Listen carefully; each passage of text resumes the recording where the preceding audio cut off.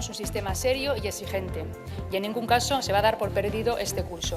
Seguimos trabajando en el horizonte de que antes de su finalización pudiera volverse a las aulas de forma escalonada y selectiva, siempre, insisto, que la evolución de la pandemia y las decisiones de las autoridades sanitarias lo permitan. Pues ya está cerrado. Como está, buenas noches. El Gobierno y las autonomías han acordado que el curso escolar finalice en junio. Luego serán las comunidades las que vayan a decidir si organizan actividades de apoyo en periodo estival. Las peluquerías solo pueden prestar servicio a domicilio a esas personas que son vulnerables y desde la Asociación de Peluqueros pide a su colectivo que tengan paciencia y que no acudan a las casas. Aseguran que este sector se va a recuperar. Me atrevo a decir que es un sector que nos vamos a recuperar. ¿Por qué? Pues porque hemos creado una necesidad muy grande. Hoy hemos visitado la finca de la Cabañuela del ganadero burgalés Antonio Bañuelos para conocer la grave crisis que vive el sector. Los grandes festejos ya se han suspendido y las fechas de la posible vuelta a los ruedos es todo un misterio. Este año, pues bueno, ver nacer a estas crías, ver el futuro de ellos, que es dentro de 4 años, su tentadero, su lidia, pues con la crisis que está viendo a los ganaderos, pues nos hace pensar con bastante emoción qué va a ser de ellos, ¿no? En deportes, la propuesta de Luis Rubiales de dar por finalizado todo el fútbol no profesional ha generado todo tipo de opiniones entre los clubes implicados. Algunas muy críticas, como la de Eneco Undabarrena, segundo capitán del Burgos Club de Fútbol. Mi sensación o mi opinión personal es que a la federación la segunda B realmente no le importa nada, porque a mí lo que me da a entender con eso es que únicamente hace un playoff para que le cuadren los números arriba. Avanzamos el tiempo. Si las lluvias y chubascos han sido generales y abundantes, mañana ya solo afectarán débilmente al oeste de la provincia. Las temperaturas diurnas subirán algo más con respecto a hoy.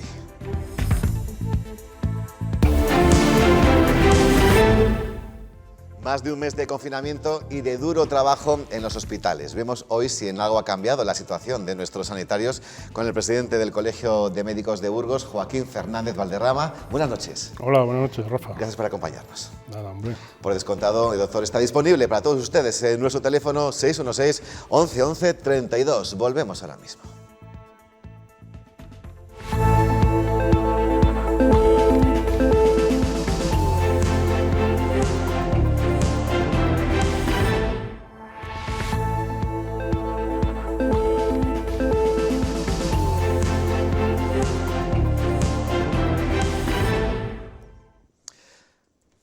Nueve y 40 minutos de la noche, avanzamos en Noticias 8 con el presidente del Colegio de Médicos. Enseguida vamos contigo, Joaquín.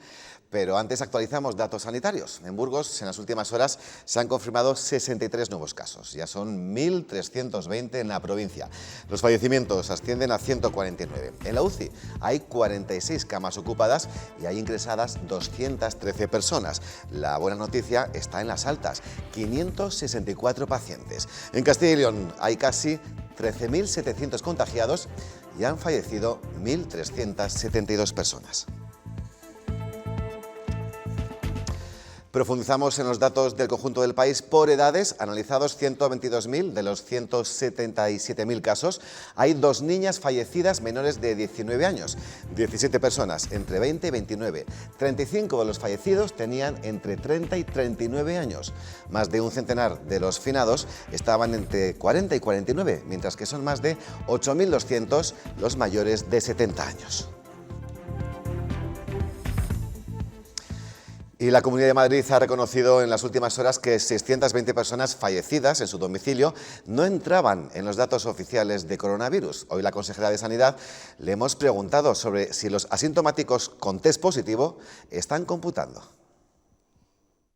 En cuanto a los fallecidos, son datos que daremos a partir de la semana que viene, cuando las tengamos más clarificados, pero de la fuente de datos de fallecimientos de Medora, el total de registrados en Medora de los fallecidos, un 33% corresponde a fallecidos por COVID. Y ahora sí, vamos ya con nuestro invitado, Joaquín Fernández Valderrama, desde el Servicio de Urgencias del Hospital de Miranda. Nos mandáis un saludo, que ahora comentamos, pero que quiero que ustedes vean primero.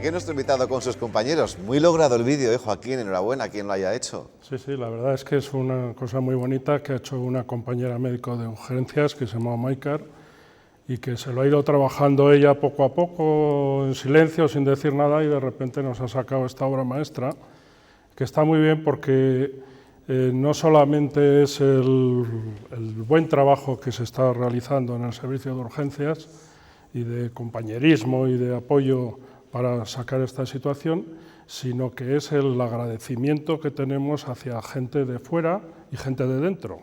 No solamente se ve la labor del médico, de la enfermera, del auxiliar, del celador de urgencias, sino que detrás hay un servicio principal, que son los de la limpieza, hay un servicio que apoya mucho, que es la cocina, y otro de lavandería, de rayos, de medicina interna, etcétera. Y lo que ha querido reflejar ahí es que aparte de todo ese trabajo que hacemos en urgencias, pues hay mucha gente detrás, y luego las empresas de Miranda que siempre te quieren apoyar y te llaman y te traen cosas, y bueno, pues son las buenas cosas de la crisis. Y además demostrando buen humor y buen talante, que en estos tiempos se agradece sobremanera, Joaquín. Se agradece muchísimo. ¿Cómo ha cambiado la situación de un mes a esta parte? Bueno, yo creo que la cosa está más controlada. Los servicios estamos más organizados. La gente está más mentalizada para llevar esto a buen puerto. Y entonces, pues bueno, los hospitales, la capacidad de las habitaciones, o sea, está más o menos controlada. La UBI está con menos presión, aunque son pacientes que necesitan mucho tiempo y que les cuesta bastante el desintubarlos, y eso es un trabajo grande. Y luego atención primaria, que está haciendo un trabajo excepcional, controlando en gran parte todo lo que puede el tema de las residencias sanitarias, que es un poco la amenaza que tenemos en los hospitales de que no podamos dar abasto con la capacidad. ¿Y cuál es el sentir de tus colegas de profesión en la actualidad? Me refiero a sus principales quejas o exigencias. Recordemos que hace unas semanas los EPIs, los equipos de protección individuales, era lo que todos llevabais, ¿no? Con exigencias y sobre todo, además, con algo totalmente lógico, ¿no? Que es la protección de cada uno. Al principio hubo un poco de desconcierto. Yo creo que no solamente lo hubo a nivel de los EPIs, sino un poco a nivel de manejo de la situación, ¿no? Una emergencia sanitaria a nivel nacional, a nivel europeo, como ha sido esta, una pandemia a nivel mundial, lo que necesita de los gobernantes es un poco de diligencia y de buen hacer. Y yo creo que han titubeado mucho al principio y no han sido conscientes de lo que se venía encima. Entonces, esa falta de diligencia, de dar órdenes coherentes y claras, repercutió un poco en la inestabilidad de los servicios y en no saber qué hacer. Posteriormente, la sanidad pública tiene grandes trabajadores y nos hemos tenido que ir apañando para sacar esto adelante, y yo creo que ahora estamos bien coordinados. Pero entonces ya se ha abastecido debidamente a todo el mundo, a todos los sanitarios. Yo creo que ahora estamos, si no al 100%, cerca de tener una protección y de haber llegado ya esa protección. Quizás lo que echamos en falta desde el principio es esas recomendaciones que hace la OMS, la Organización Mundial de la Salud, de hacer muchos test, sobre todo a la gente de riesgo, como somos los sanitarios o la gente de las residencias, las fuerzas del orden, el ejército, que por cierto están haciendo un trabajo ímprobo y que también hay que homenajear. Y ahora yo creo que más o menos estamos bien cubiertos. Perfecto, vamos a empezar a escuchar ya a los espectadores, si te parece, Joaquín. Roberto, que nos llama desde Briviesca, buenas noches. Buenas noches. Cuéntanos. Nada, que quería hacer un homenaje a todos vosotros en estos momentos tan difíciles, y creo que lo voy a hacer porque creo que es parte de mi vida, porque tengo 18 años, 19 para mayo. Pues Roberto, ¿puedes dar el aplauso de las 21:48 en vez de las 20? Ya, pero también lo hacen mi madre y mi hermana. Vale, pues muchísimas gracias por llamar, Roberto. Gracias. Un saludo, hasta luego. Bueno, Roberto, pues muchas gracias. Yo creo que todos los sanitarios alabamos y nos encanta que ese aplauso que nos da toda la población a las 8 de la tarde, y que yo vuelvo a decir que ese compromiso que está teniendo, si no el 100%, la mayoría de la población con ese confinamiento y con llevar a práctica esas medidas preventivas, es un trabajo de todos y también es un éxito de los pacientes. Joaquín, inicialmente las urgencias fueron las primeras colapsadas, ahora ese colapso se ha derivado a las UCI, pero esas últimas también notan cierto alivio ya, ¿no? Sí, ya decía que las UCIs tuvieron que extender su capacidad a otros ámbitos como los quirófanos o las unidades de reanimación posanestésica, pero yo estoy más o menos en contacto frecuente con el jefe de intensivos, Neni, que estuvo aquí en su día, y él me comunica esta tarde mismo que las cosas van a mejor, pero principalmente, como te he dicho antes, que el problema de las UCIs es que los pacientes son de larga estancia y que luego cuesta un poco el sacarles, el terminar el tratamiento con ellos. Pero nunca se ha llegado a la ocupación del 100%, ¿no? La UCI sí. No, incluidas las UCIs extras que hicieron para paliar el déficit. Al 100% no. Ellos tenían una estimación de llegar a poder tener 80, 90 respiradores, pero no tuvieron necesidad de llegar al 100%, que a mí me conste. Que eso es una muy buena señal, desde luego, porque además ha pasado en más sitios también, no solamente en Burgos y en Castilla y León. Sí, yo creo que aquí también hay una cosa de estas, que es la diferencia que hay entre las autonomías y dentro de la propia autonomía, ¿no? Y entonces sí es cierto que ha habido provincias que hemos estado mejor y hay provincias tipo Segovia o Soria que han sufrido una rémora, un desabastecimiento donde en momentos de peor estado pues lo han pasado bastante mal. Sí, además a las dos provincias llegó el COVID-19 más tarde que al resto de Castilla y León y han tenido que recibir refuerzo, ¿no?, de Madrid, por ejemplo. Sí, Segovia recibió refuerzo de Madrid. Por cierto, hoy un político impresentable de allí cuestionaba que el SAMUR hubiera ayudado a Segovia y La Rioja ha ayudado a Soria.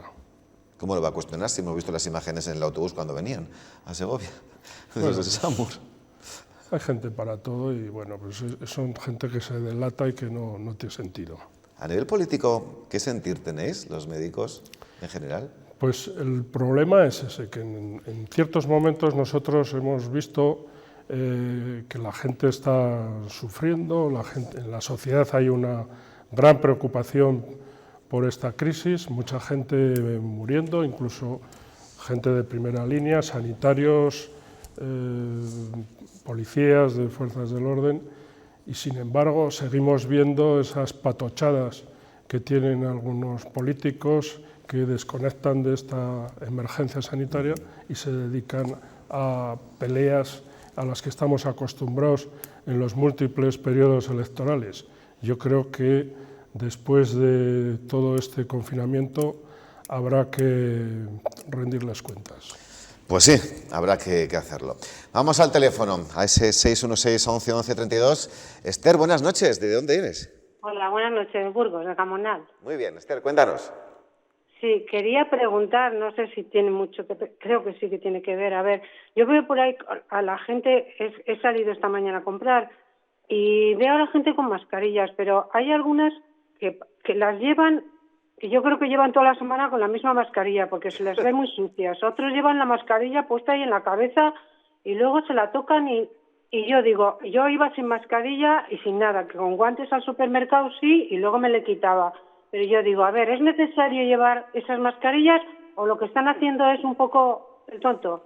Y no solamente, ahora le contesto, no solamente eso, Esther, sino que usted se habrá dado cuenta, la gran cola que hay en los supermercados, precisamente por mantener esa distancia y ese aforo, y luego vas a coger un yogur y tienes a 20 al lado, a 2 centímetros, ¿verdad? Claro, yo voy al supermercado y procuro guardar la distancia, pero sí que es cierto que en el supermercado muchas veces la gente no tiene esa precaución de decir, pues voy a guardar la distancia, pero bueno, yo qué sé, pues procuras no mirarla a la cara o yo qué sé, ¿no?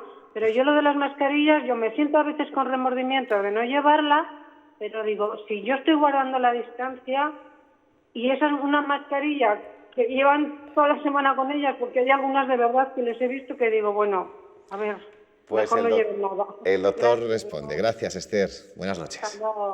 Bueno, evidentemente la mala utilización de la mascarilla se está dando frecuentemente. Yo creo que los medios de comunicación, una de las labores buenas que están haciendo en esta crisis es informar frecuentemente de cómo hay que utilizar esas mascarillas.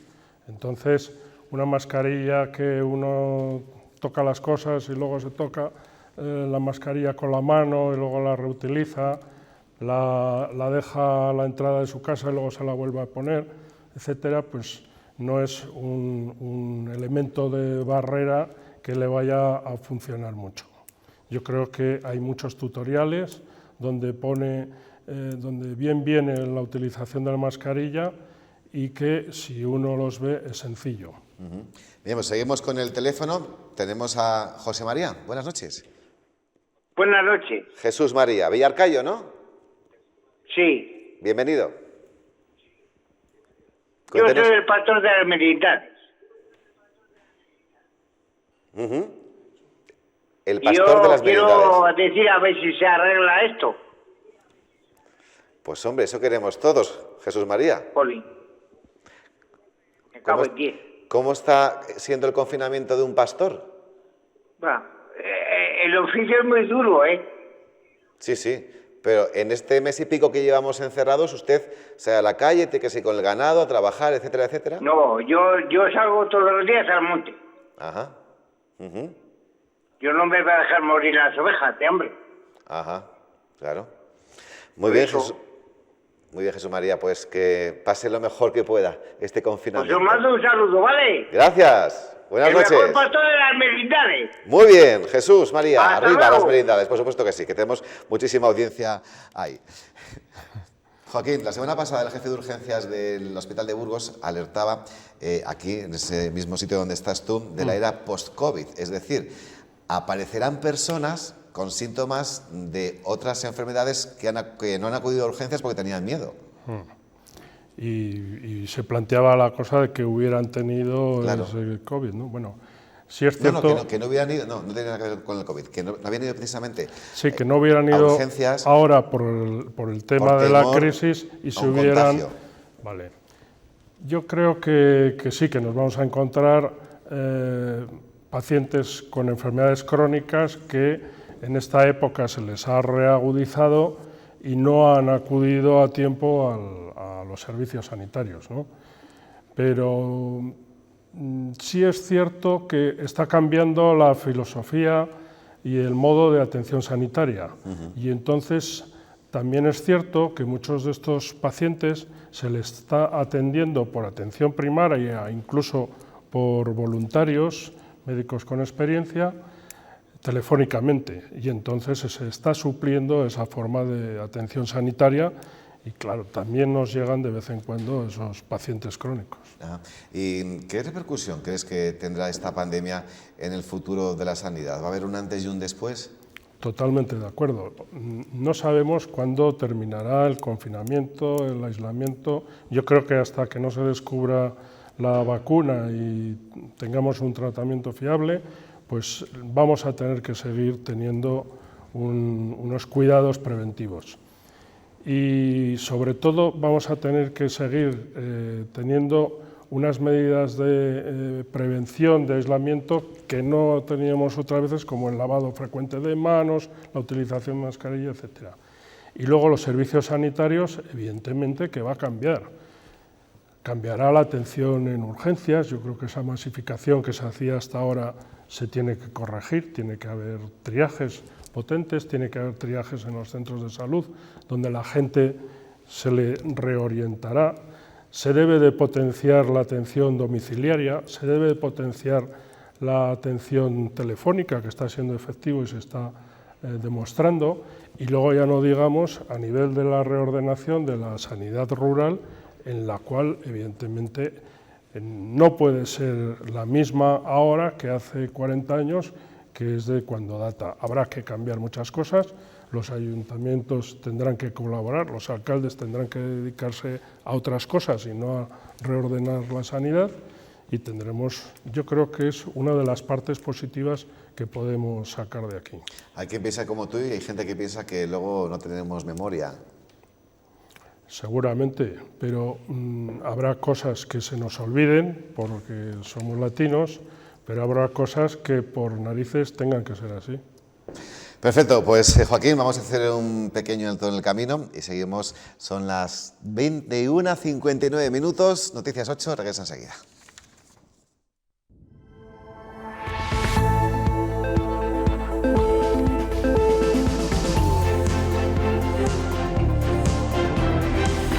Y 4 minutos de la noche, nuestro teléfono sigue abierto, recuerden 616-11-11-32 y nuestro invitado también. Enseguida seguimos charlando con Joaquín Fernández Valderrama, pero antes nos vamos a Nueva York para hablar con uno de los que más saben en el mundo de virología. Es el jefe de patógenos del Hospital Monte Sinaí de Nueva York y encima es burgalés. Adolfo García Sastre, buenas noches desde Burgos y buenas tardes allí. Hola, buenas tardes, sí. Buenas noches. Gracias por aceptar nuestra invitación. Muy bien. ¿En qué punto nos encontramos en España con más de 177.000 casos y casi 19.000 fallecidos? Bueno, está claro que hay una tendencia ahora al descenso, ¿no? Que esperemos que se mantenga y las cosas están más estabilizadas. Lo único es que ahora que empiezan a liberarse medidas de confinamiento hay que estar pendientes de hacia dónde va la curva, si se sigue manteniendo estable, si sigue bajando o si empieza a subir, y de esa tendencia a subir o a bajar o a estar estable solo se sabe mediante datos que tengan al menos 3-4 días, ¿no? Porque entonces es el problema que hay que ir con paciencia viendo que realmente los casos no están subiendo en el momento en que empiecen a quitarse medidas de confinamiento. Se dice que hay que hacer test masivos, pero se está cuestionando la fiabilidad de los mismos, los rápidos. Claro, hay dos tipos de test, ¿no? No sé si hablamos de los de diagnóstico o los de serología, pero los dos son importantes que sean fiables, porque si no tienes test fiables, los datos son incluso más confusos de los que realmente son. Y bueno, no sé ahora mismo cuántos tipos de test se están probando, pero desde luego lo que es muy importante es tener un test fiable. Sin un test fiable, los datos no son fiables, y sin datos fiables no se puede hacer medidas que sean según los datos que tengamos, ¿no? Porque no sabremos si están subiendo o bajando las infecciones y los datos no son fiables, claro. Ese dato nos le puede dar nuestro invitado aquí en la mesa, Joaquín. ¿Cuántos test están haciendo? Ahora se están haciendo 2 y va a llegar pronto el tercero, que es el que estamos esperando para detectar los IgMs y las IgGs, es decir, los que están contagiados con síntomas y los que la han pasado y no están con síntomas. Entonces, ¿cuál es el que se está cuestionando que tiene menos fiabilidad? Bueno, hay uno que tiene un 62% de fiabilidad que se está haciendo ahora, que son los test rápidos, pero que está dando falsos negativos, es decir, gente que ha tenido síntomas que se les hace y sin embargo no detecta ni IgM ni IgG, o sea que no detecta el contacto. A este test me refería yo, Adolfo. El test de serología, sí. Es importante tener un test fiable y no solo un test fiable. Yo creo que también es importante tener un test que no te diga sí o no, sino que te cuantifique el nivel de anticuerpos que tiene, porque solo así se podrán hacer estudios para saber si los que tienen anticuerpos y qué nivel de anticuerpos hay que tener para evitar el ser infectado otra vez o para evitar el volver a tener enfermedad. Claro, ¿qué sorpresas les ha dado la COVID-19 en estos meses, desde su aparición? Bueno, sorpresas muchas, ¿no? Es un virus nuevo, todos los estudios que se habían hecho anteriormente con SARS no son muchos, tiene una biología particular, hay cosas que son comunes con los que ocurre con gripe pandémica, pero la enfermedad es, aunque la gripe también puede inducir enfermedad respiratoria grave, severa, normalmente tiene que ver con infecciones secundarias con bacteria, mientras que este virus parece que induce más bien neumonía primaria, que es una neumonía que dura más tiempo que la que suele durar la gripe, que es más fulminante. Entonces hay muchas peculiaridades que aún no conocemos muy bien de este virus en cuanto a la enfermedad a la que da lugar, que también pueden ser muy importantes para saber qué tipo de tratamientos son los más eficaces o no. Es decir, todavía hay muchos interrogantes. Claro, y la aparición de síntomas, además, que inicialmente no se dijeron, porque al principio el mensaje que se transmitía era que era como una gripe común, en teoría, claro. Bueno, no sé cuándo vino el mensaje de que si es una gripe común o no es una gripe común. Yo desde el principio he dicho que esto se parece más bien a una gripe pandémica, que hay mucha gente que es susceptible, todo el mundo es susceptible, y debido a eso el número de casos ya va a aumentar. Incluso si tuviera el mismo nivel de letalidad que la gripe común, va a ocasionar más infecciones y eso va a dar lugar a más números de casos severos, ¿no? Simplemente por eso. Y parece que es más severo todavía que lo que es la gripe normal estacional. Pero en cuestión de gripe pandémica no es tampoco tan distinto. Yo creo que el virus del 1918 fue más severo todavía que este virus este coronavirus, ¿no? Lo único es que la enfermedad es un poco distinta y, por tanto, quizá tratamientos que pudieran funcionar con gripe, con neumonía de gripe, son distintos a los tratamientos que se tendría que hacer con neumonía de este virus, que es lo que ahora mismo estamos buscando, ¿no? Tratamientos que puedan funcionar. Ajá. No sé si allí también, en Estados Unidos, pero ahora aquí hay un importante debate sobre la efectividad de las mascarillas en personas sanas. ¿Qué nos puede decir? Bueno, eso también se habla mucho, ¿no? Las mascarillas no ayudan mucho para evitar infección, lo que ayudan es para evitar que infectes a alguien. Y como no se sabe en estos momentos quién está infectado y quién no está infectado, cuando empiezan a haber más contactos, sobre todo ahora que se empiezan a levantar distintas medidas de confinamiento, que va a haber más contactos entonces o más cercanía entre personas, es importante el intentar evitar, si una persona está infectada, que secrete partículas respiratorias que pueda dar lugar a que se infecte otra persona. Y la mascarilla puede ayudar a disminuir el número de partículas respiratorias que una persona infectada es capaz de producir. Ahora bien, una vez que se han producido esas partículas respiratorias y están en el aire, una mascarilla no va a evitar que puedas adquirirlas. O sea, es más importante para evitar que contagies a alguien que para evitar ser contagiado. Pero claro, al evitar que contagies a alguien, eso también va a disminuir el número de contagios, ¿no? Ajá. Le cuento que varios espectadores nos han comunicado que ni se atreven a abrir las ventanas por temor. ¿Qué les podemos decir con el virus y el aire?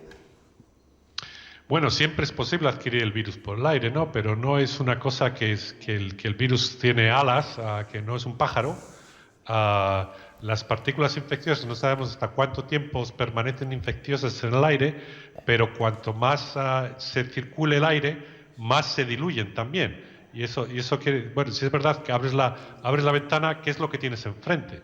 Si lo que tienes enfrente es aire y es fundamentalmente no hay personas alrededor muy cercanas, la dilución que pueda tener el virus que tenga partículas respiratorias que hayan podido secretar personas que están lejos, el número de partículas infecciosas que vas a tener ahí va a ser mínimo.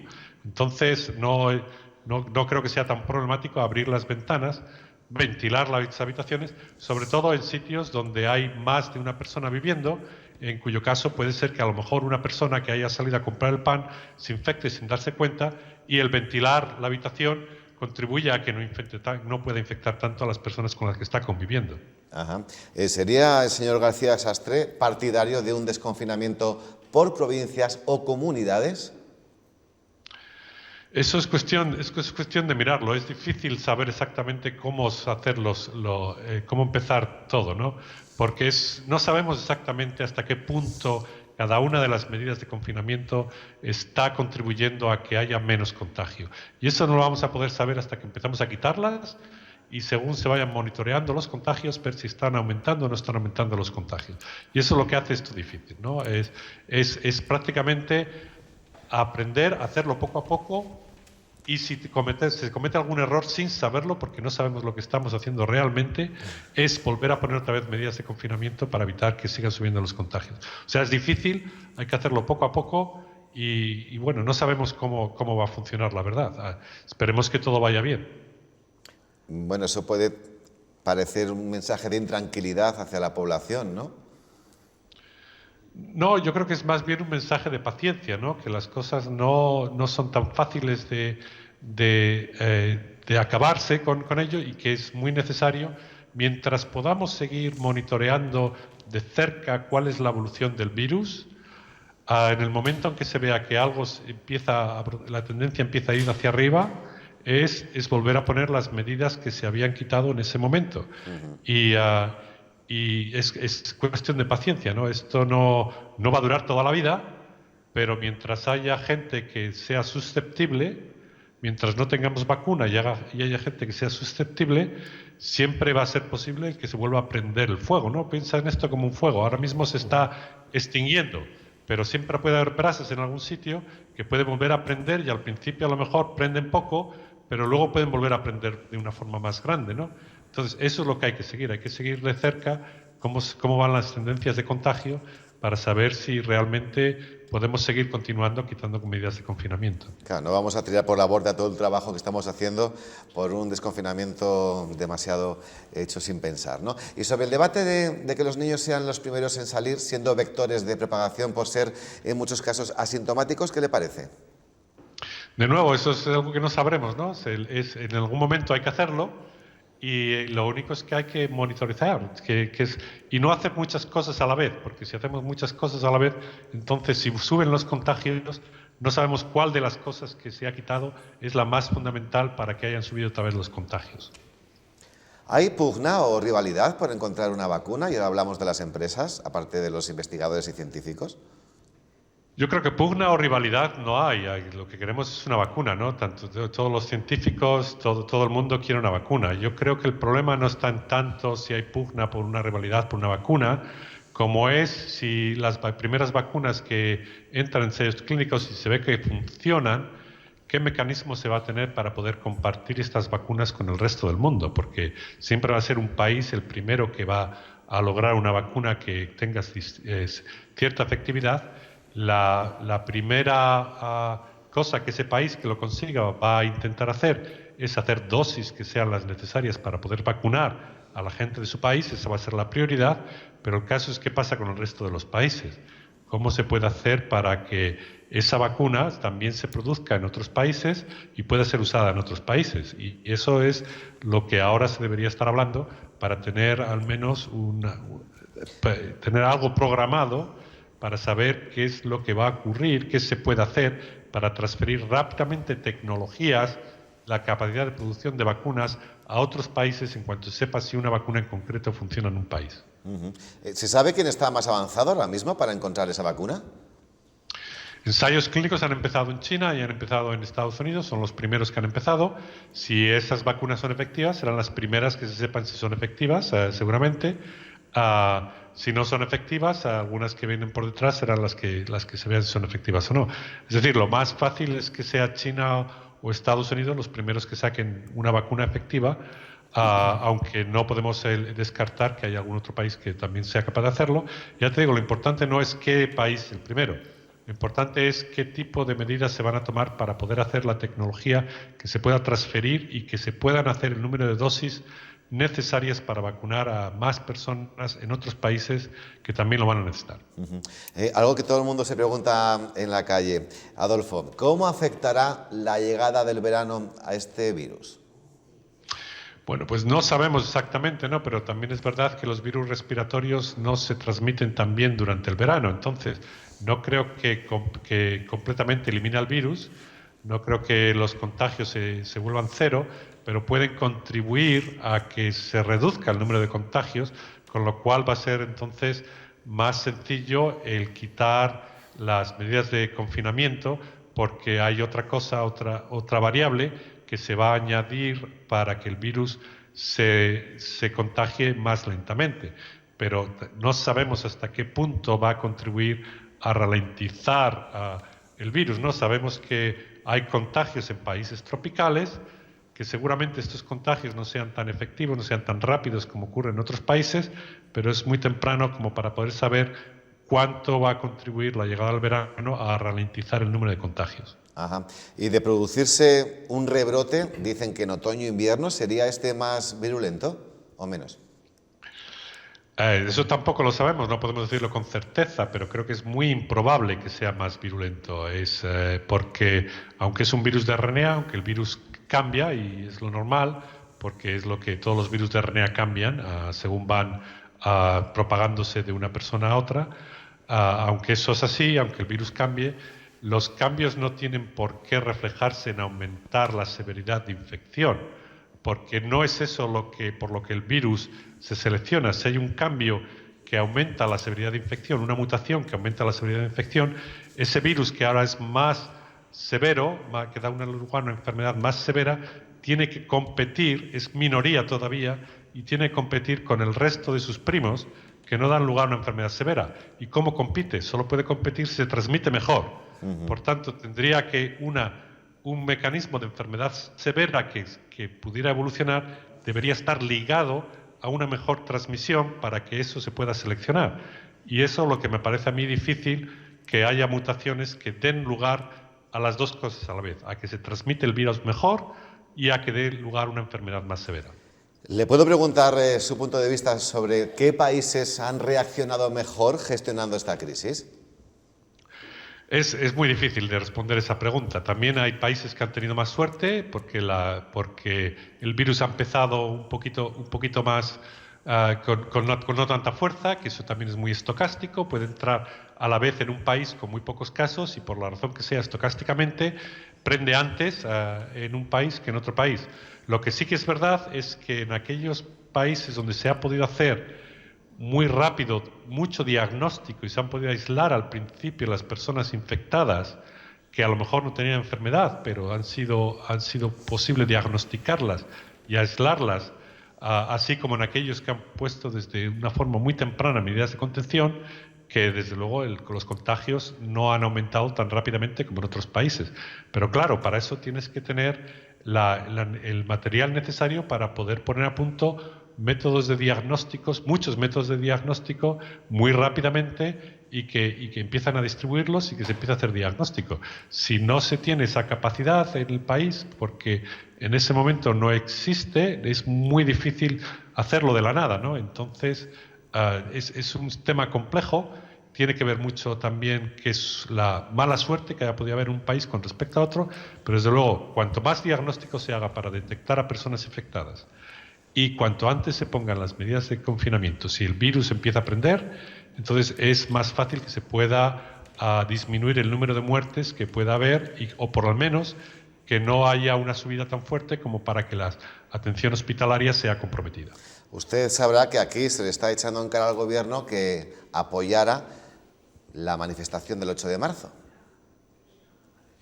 Sí, y bueno, también mirad aquí lo que está pasando también en Estados Unidos, ¿no? Es el peor país ahora del mundo con respecto al número de casos y al número de muertes, pero también está diciendo nuestro presidente que tal como está tratando esto, es gracias a él, se está haciendo lo mejor que se está haciendo en el resto del mundo. Entonces, bueno, hay cosas que se han hecho que a lo mejor si no se hubiesen hecho hubiese salido una cosa distinta. Puede, pero no podemos estar completamente seguros y puede siempre haber cosas de mala suerte, ¿no? Porque no es posible el poder hacerlo todo bien con algo que no sabíamos exactamente cuánto de rápido el virus iba a ser o que nos ha pillado desprevenidos y bueno, pues hay que subsanar errores si se cometen, pero tampoco es bueno mirar atrás y decir la culpa la tiene este o no, la culpa la tiene la Organización Mundial de la Salud por no haberlo dicho a tiempo. Bueno, pues no estoy tan seguro, ¿no? La Organización Mundial de la Salud podría haber dado la alarma antes, pero ¿hubiese eso contribuido a que realmente hubiese habido menos infecciones en el mundo? No estoy tan seguro. Sí es verdad que podría haber dado la alarma antes, pero no sé si la solución a esto es echar la culpa a la Organización Mundial de la Salud o echar la culpa al virus, que es realmente el culpable aquí, ¿no? Estamos con un virus que es muy difícil, que ha sido muy difícil de predecir cómo cómo va a funcionar, todavía no sabemos cómo quitar realmente las medidas de confinamiento y es cuestión de probar y tener paciencia. Una última cuestión, porque a juzgar por las víctimas en residencias de mayores, ¿cree usted que inicialmente no se previó mayores medidas allí por el hecho de que ellos estaban aislados, entre comillas? Bueno, yo creo que por lo menos desde el principio que esto empezó a pasar, estaba claro que lo más importante era intentar proteger a los grupos de riesgo y uno de los mayores grupos de riesgo eran las residencias de mayores, ¿no? Eso se puede haber conseguido con más o menos éxito dependiendo del número de contagios que había en ese momento. Entonces, como ya he dicho, ha dado parte de ellos también la estocasticidad, ha dado la mala suerte también que en España ha aprendido el fuego antes que en otros países y eso da lugar a que es difícil, una vez que hay muchos casos, es mucho más difícil contenerlo que cuando hay muy pocos casos, en cuyo caso es más fácil contenerlo. O sea, de nuevo, es difícil saber hasta qué punto las medidas que se han tomado han contribuido o no han contribuido a lo que está pasando. Lo que sí sabemos seguro es que si no hubiésemos hecho el confinamiento, estaríamos aún mucho peor de cómo hemos estado. Pues ha sido un placer, Adolfo García Sastre, hablar con usted. ¿Cuánto tiempo lleva sin estar por Burgos? Sin estar por Burgos, no lo sé, yo creo que desde el año pasado. Sí que en noviembre he estado en Burgos. Bueno. O sea, no hace tampoco mucho tiempo. Y también he estado en Madrid, estuve en Madrid lo que pasa es que no pasé por Burgos, pero estuve en Madrid a principios de febrero, cuando todavía no había aprendido mucho el virus. Pues lo dicho, que un placer y gracias por el trabajo que está haciendo en pro de toda la humanidad, que es lo que usted está haciendo. Gracias. Vale, de acuerdo. Bueno. Joaquín, ¿cómo has visto esta charla con este burgalés tan importante? La verdad es que es muy docente y es un gran orgullo tener a un paisano de este nivel y en esos puestos, ¿no? Pues te agradezco muchísimo, Joaquín, tu presencia también como presidente del Colegio de Médicos de Burgos y que también gracias por ese trabajo que estáis haciendo. Muchas gracias a ti. Hasta la próxima, buenas noches. Hasta la próxima. Conectamos ahora mismo con la redacción y, como siempre, vamos a saludar a una persona que está ahí apuntando siempre las últimas horas, que es nuestra compañera Verónica González. Muy buenas noches, ¿cómo estás? Muy buenas noches, Rafa. Pues bien, aquí seguimos. Pero antes les voy a contar una noticia de última hora porque el alcalde de la capital ha decretado la apertura de expediente disciplinario a una de las trabajadoras del Gabinete de Comunicación tras conocer el informe policial sobre un retweet no autorizado de la cuenta de Twitter del Ayuntamiento. ¿Recuerdas el tuit, Verónica? Sí, fue el propio alcalde el que interpuso una denuncia por la publicación en la cuenta institucional de un retuit ofensivo contra el rey. Y hace unos minutos que ya ha salido de dudas. El informe de la Policía Nacional descarta la posibilidad que se contempló de un hackeo de la cuenta, sino que ha sido una de las trabajadoras del Gabinete de Comunicación, como bien dices, Rafa.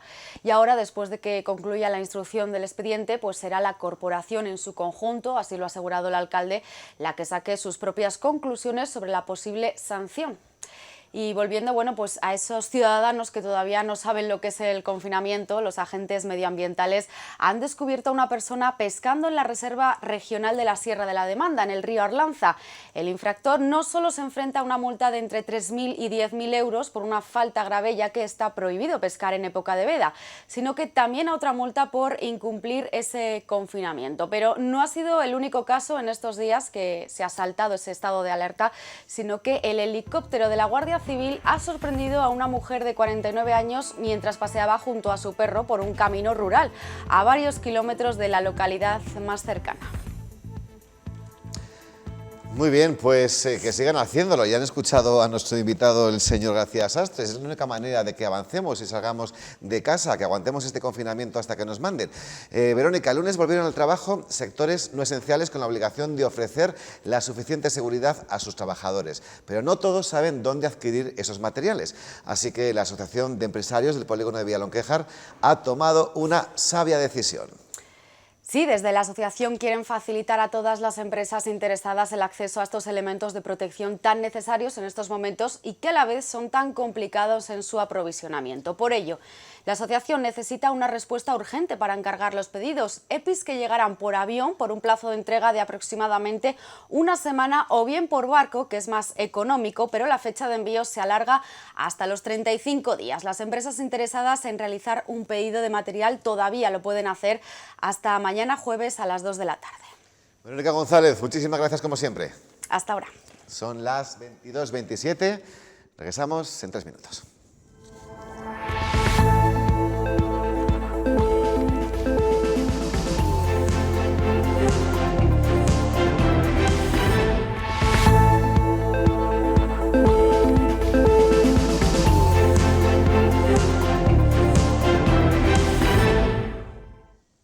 Segunda parte de Noticias 8, edición noche. Les contamos ahora que las peluquerías solamente pueden prestar servicio a domicilio a personas vulnerables. La Asociación de Peluqueros pide a su colectivo que tenga paciencia y que no acudan a las casas. Aseguran que ese sector se va a recuperar económicamente cuando reabran sus negocios. Como Nati, son muchas las dueñas de peluquerías que han tenido que hacer un ERTE a sus empleadas, aunque no dejan de descolgar el teléfono para apuntar en una lista a todos los clientes que quieren acudir nada más que reabran sus negocios. Llamadas muchísimas.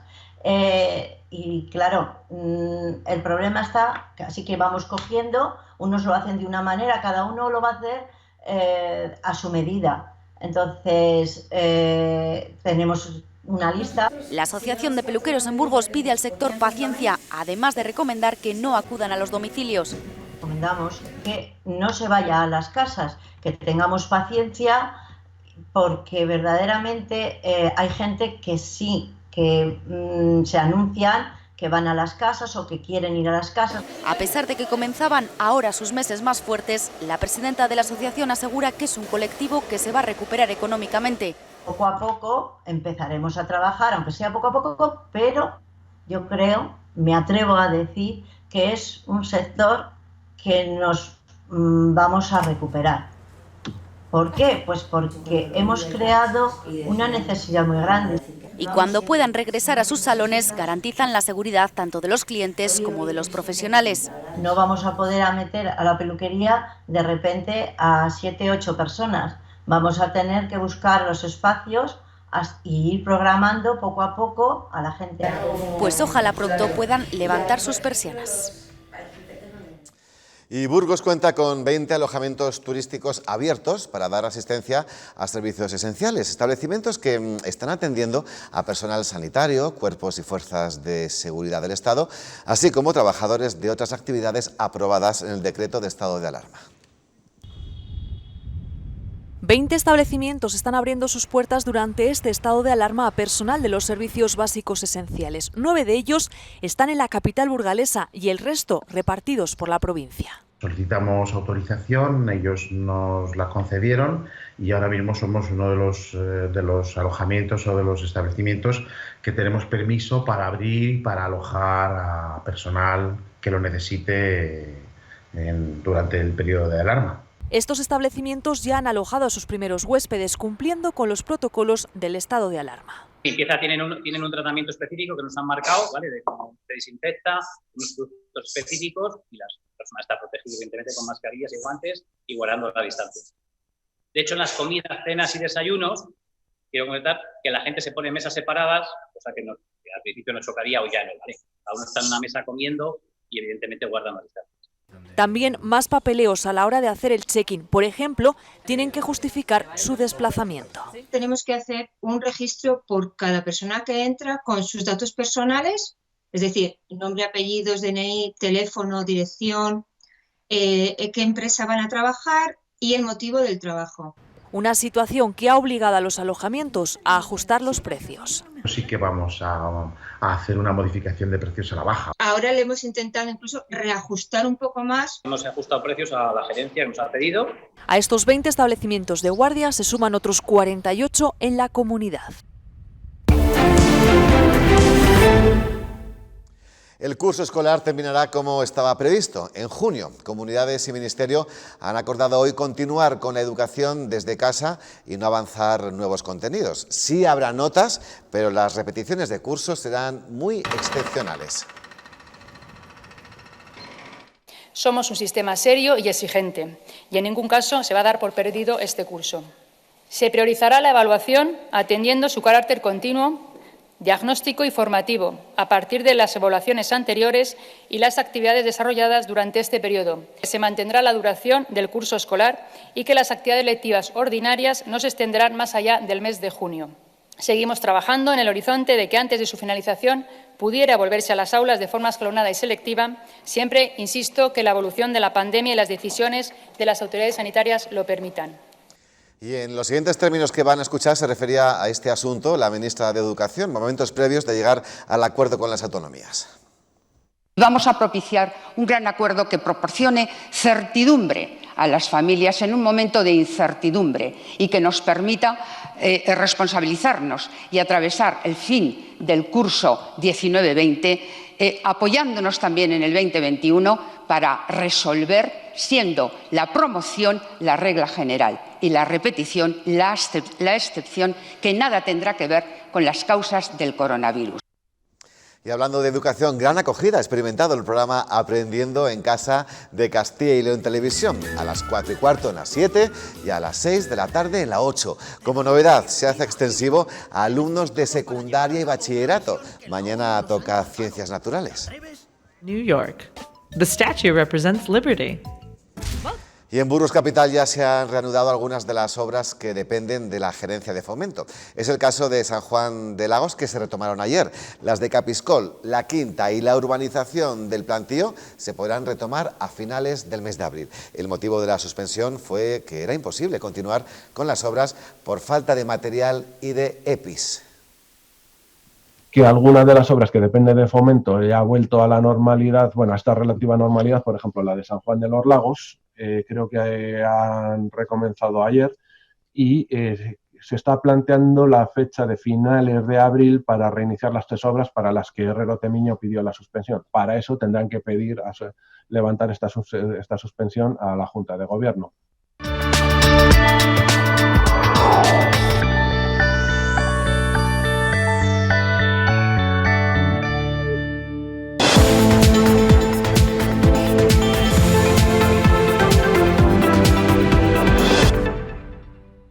Vamos ya con los deportes. Samuel Gil, buenas noches. ¿Qué tal, Rafa? Muy buenas noches. Muy bien, gracias. Ayer hablábamos de los planes de la Federación Española de Fútbol para el cierre de la competición y hoy, como no podía ser de otra manera, tenemos las primeras reacciones.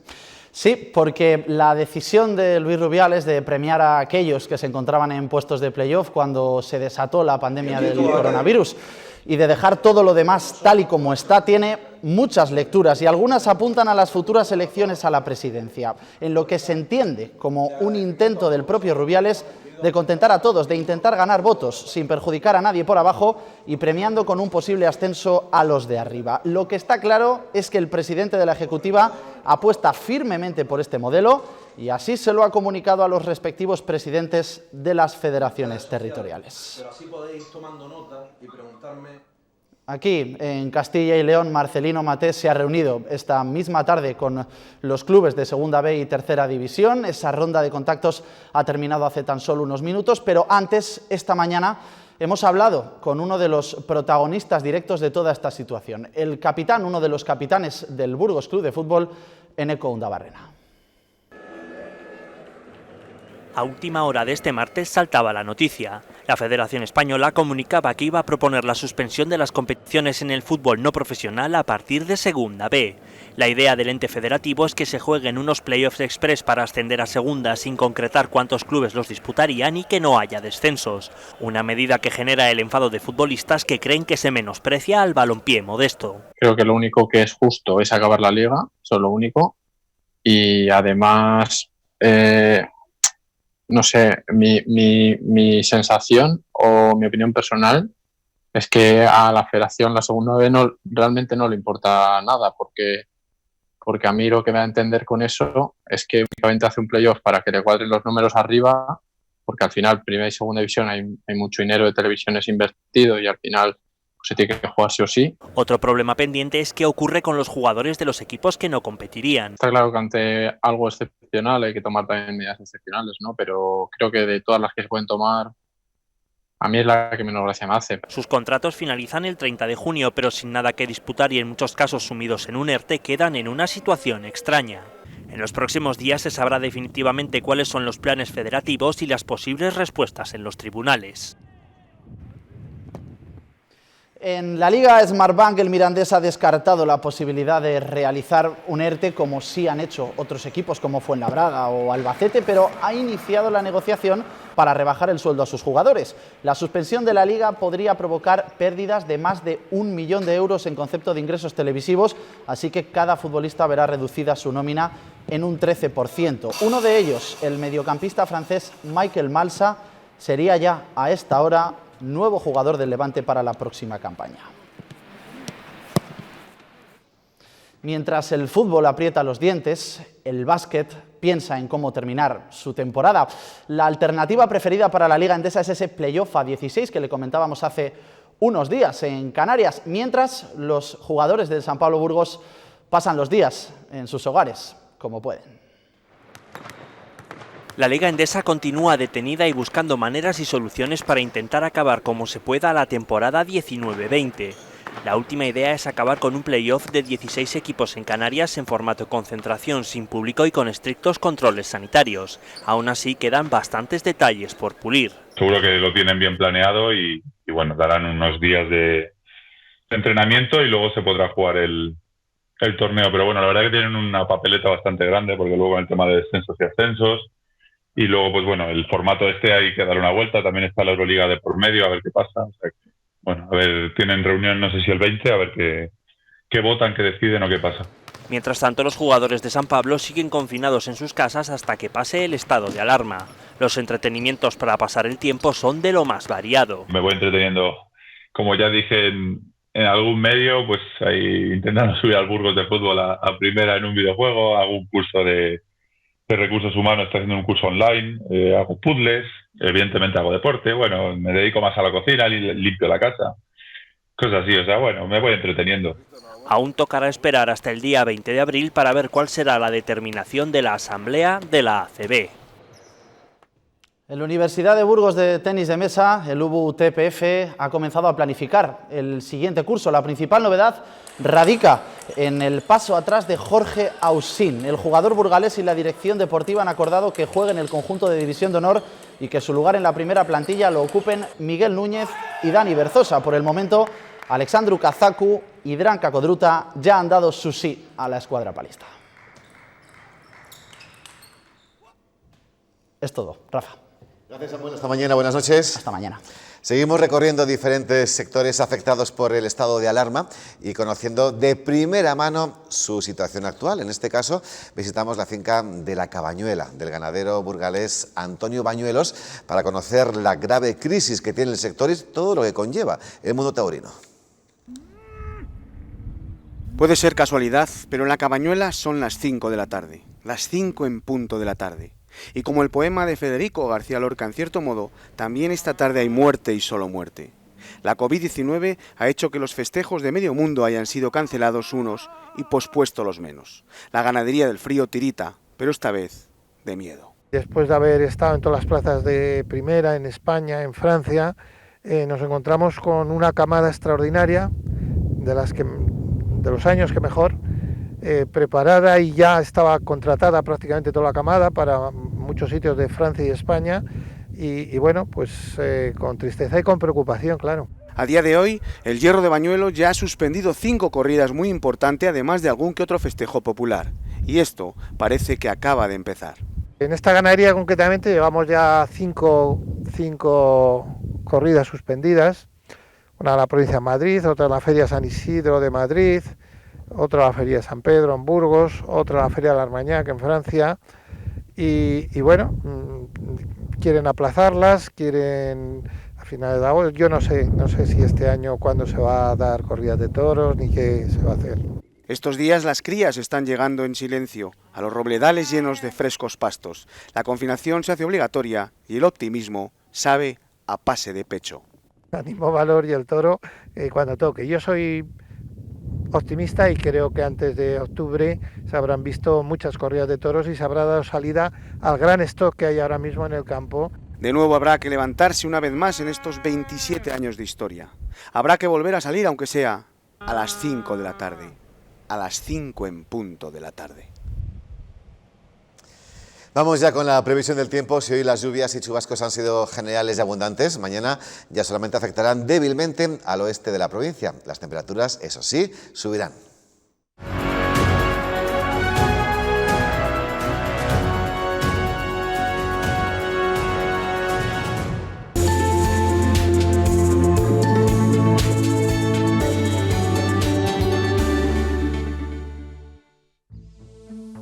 En la imagen del satélite Meteosat de hoy en el canal visible vemos perfectamente esa banda de nubes compacta que ha ido avanzando desde el centro de España hacia el norte, dejando lluvias abundantes y generosas en una jornada también de tiempo inestable debido a esa borrasca que, como vemos, sigue ahí colocada en el suroeste. Mañana la borrasca se desplaza un poco hacia el norte, estará colocada justamente al oeste de Galicia y los frentes seguirán afectando especialmente a la mitad occidental de la península ibérica. Por lo que mañana seguirán las lluvias en Portugal, Galicia, oeste de Castilla y León. Aquí en nuestra provincia parece que mañana serán bastante más débiles que hoy. Concretando más para nuestra provincia, diremos que mañana en el norte, tras las lluvias abundantes de esta próxima noche, habrá algunas nubes y claros por la mañana y luego ya por la tarde aumentará la nubosidad, produciéndose algunos chubascos o lloviznas, pero poca cosa en general. Las temperaturas máximas por Villasana de Mena estarán sobre los 20-21 grados, en el resto sobre 19, 20, 21 grados y las mínimas entre 8 y 9. Ya por la Bureba y el este hablaremos también de aumento de nubosidad con algunas lluvias quizás débiles por la tarde. Las temperaturas máximas sobre 17 y 18 grados suben con respecto a hoy en esta zona, en Pradoluengo sobre 17 grados, mínimas de 7. En el centro, oeste y noroeste, tras las lluvias y chaparrones que también esperamos para hoy, mañana habrá algunas nubes y claros por la mañana y luego por la tarde sí aumentará la nubosidad, produciéndose lluvias que aquí serán más abundantes, sobre todo en la zona de Melgar, Villadiego, donde las temperaturas máximas estarán sobre 17 grados y las mínimas sobre 8. Hacia el sur diremos que estarán los cielos poco nubosos por la mañana y luego habrá algunos chubascos por la tarde, pero débiles, temperaturas que suben máximas de 18 grados y en la sierra también algún chubasco por la tarde, escaso. El viernes también esperamos algunos chubascos por la tarde, sigue el típico tiempo de abril, y el sábado también alguna llovizna, cielos nubosos con llovizna y sobre todo el sábado subida notable de temperaturas.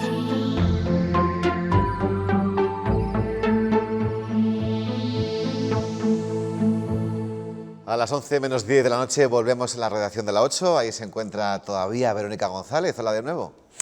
Hola de nuevo, Rafa, que nos quedaban todavía, bueno, pues algunas noticias de interés que contar a nuestros espectadores. Llevamos una noche intensa, ¿eh? Sí, es que ha sido intensa la entrevista con el doctor Sastre. Pues sí, vamos a hablar, Verónica, de la Asociación de Familias One Two Free, que han puesto el foco en los menores durante este confinamiento.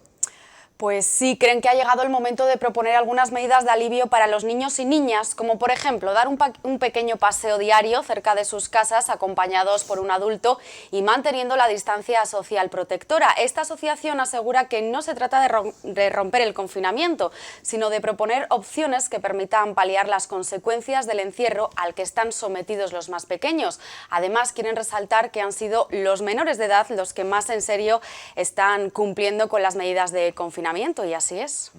Y otra cuestión, porque hoy ha regresado la actividad a los juzgados, pero de forma parcial, ¿verdad?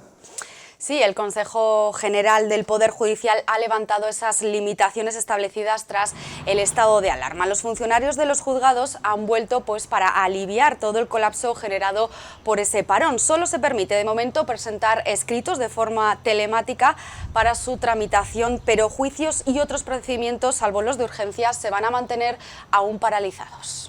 Pues Verónica, muchísimas gracias como siempre por tu trabajo. Gracias a ti, hasta mañana. Hasta mañana. Para muchos los libros están siendo grandes aliados durante la cuarentena, pero mientras la lectura ha crecido en este periodo, la compra-venta de libros vive un mal momento con las librerías cerradas. Este portal reúne el fondo de casi 800 librerías independientes, 5 de ellas de la provincia. Se preparan para vender conjuntamente cuando termine esta crisis, pero mientras han puesto en marcha una iniciativa para apoyar a sus libreros. Se trata de una venta anticipada que los clientes recibirán cuando las librerías puedan abrir. Un usuario que se registra en esta página, que se llama todostuslibros.com, puede, si quiere, apoyar una librería con una compra de un cheque, digamos, de una cantidad que luego, cuando vuelva a la librería, va a poder recuperar en forma de libros. Es una manera de que algunas librerías que realmente lo están pasando muy mal económicamente, que no saben si van a llegar a la apertura posible, puedan de alguna manera recibir. Este sector no se plantea abrir hasta que la gente esté en la calle para poder acudir a sus establecimientos. De momento, la Feria del Libro se traslada de la última semana de mayo al mes de noviembre. Y estamos trabajando en una feria de concepto totalmente diferente, intentando mantener los mismos objetivos que tiene que tener la Feria del Libro, de fiesta, del libro en la calle, de fomento a la lectura, de encuentro, pero intentando adaptar todo esto a unas medidas sociales diferentes. La próxima cita con la lectura será el 23 de abril, en un día del libro atípico, pero seguro con celebración. Nuestro siguiente protagonista tiene tan solo 10 años y es el fabricante de pantallas protectoras más joven. Con la impresora 3D que le llevaron los Reyes Magos hace 2 años, ya ha fabricado 20 pantallas para el hospital. ¿Quién le iba a decir a Iván que su regalo de Reyes de hace 2 años serviría para salvar vidas? Con esta impresora 3D está fabricando pantallas de protección facial. Las primeras 20 que ha fabricado ya las están usando y las propias enfermeras le han dado las gracias. Y así, con esta sencillez, cuenta cómo se hace. Y es solo mandarte el diseño, tú lo metes en la impresora y ya está. Y ella se lo imprime. Aunque reconoce que esta impresora tiene sus complicaciones. Lo más difícil ha sido de ayer, que se me atascó la impresora porque estaba mal calibrada. O sea, lo más difícil es calibrarla. Y hoy la he arreglado y ya se está imprimiendo. Acaba de recibir un nuevo rollo con el que tiene pensado fabricar 20 nuevas pantallas para poder entregarlas dentro de una semana. Para que se hagan una idea, fabricar una única pantalla cuesta una media de 4 horas. Pues las siguientes 20 a lo mejor dentro de una semana. Iván sabe la importancia que tienen sus pantallas protectoras, así que lo primero que hace al levantarse es encender la impresora. Ahí está, sus 4 horas mientras hago la tarea. Acaba y le pongo, sigo haciendo mis cosas, luego juego con mis amigos a través de un juego. Con tan solo 10 años demuestra que si queremos ayudar, ni la edad ni el tiempo es un problema. Bueno, pues vamos a... Lo ha mencionado nuestro invitado de antes, Adolfo García Sastre. La crisis del coronavirus ha dado un giro de 180 grados a nuestra forma de vida, pero en absoluto es una situación inédita. Hace poco más de un siglo, en 1918, el mundo tuvo que enfrentarse a una pandemia similar, la gripe española. 1918 ha pasado a los anales de la historia como el año de la gripe. La pandemia coincidió con la Primera Guerra Mundial y el movimiento de tropas contribuyó a su propagación por todo el planeta. La pandemia fue de consecuencias devastadoras. Se estima que afectó a 1/3 de la población mundial, entonces éramos unos 2.000 millones de habitantes, 1/3, y se estima que produjo más de 50 millones de fallecidos, es decir, un 2,5% de la población. Octubre fue el mes más letal. Las fiestas populares ayudaron a propagar el virus. Desde Villaguirán de los Infantes se extendió por toda la comarca. En los Balbases se contabilizaron 800 enfermos. En Burgos Capitales y Otoño hubo 540 fallecidos, casi el 2% de la población, pero hubo localidades con mayor mortalidad. Sara Santamaría, que hizo un estudio sobre la mortalidad en un pueblo de nuestra provincia, en Mecerreyes. Ella, revisando fuentes primarias, el registro de enterramientos, estima que hay en torno a un 7% de mortalidad en este pueblo, que entonces tenía unos 1.000 habitantes. Un investigador burgalés, Adolfo García Sastre, conseguía secuenciar en 2005 el genoma del virus causante de aquella pandemia. Una elevada mortalidad, una elevada patogenicidad, una capacidad de producir enfermedad grave. Y también una elevada transmisibilidad. Cada caso de gripe humano transmitía a otras 4 personas, producía otros 4 casos secundarios. Diario de Burgos informaba de la evolución de la epidemia reinante que afectó a todas las clases sociales. El propio Alfonso XIII estuvo convaleciente y entre los muertos, la hija del presidente del gobierno, Antonio Maura. El 5 de octubre se declaró oficialmente la epidemia en la provincia y se prohibieron las fiestas populares. 3 días más tarde, el ayuntamiento pedía la colaboración de los vecinos para acoger a los enfermos sin recursos ante la escasez de camas en los hospitales de la época. Comparte tu cuarentena en La 8 Burgos. Porque esta situación es nueva para todos y porque en compañía todo se lleva mejor, desde La 8 Burgos queremos colarnos en tu casa. Cuéntanos lo que haces para sobrellevar mejor el confinamiento. Rutinas, juegos, actividades, deportes, bailes, gincanas o recetas. Estamos juntos en esto, así que vamos a darnos ideas y ya que estamos, a pasar un buen rato. Envíanos tu foto o mejor tu vídeo, siempre en horizontal, por WhatsApp al número 616 11 11 32. Por mail a informativos.burgos@rtvcyl.es. Yo me quedo en casa, yo me quedo con La 8. Y vean ahora este videoclip de apoyo al comercio local de Miranda de Ebro. Artistas locales han compuesto esta canción para concienciar de la importancia que tiene el comercio de proximidad y cómo está sufriendo la situación de inactividad debido al COVID-19. Y me dice el zapatero que me queden mis zapatos. Me he enamorado de los colores del mercado, de las personas que componen una a una nuestra obra de teatro. Me he enamorado de los colores del mercado, de las personas que componen una a una nuestra obra de teatro. Quiero celebrar la primavera, ver la gente en las aceras. Y así nos marchamos. Gracias como siempre por informarse con nosotros con La 8. Descansen y mañana más. Adiós.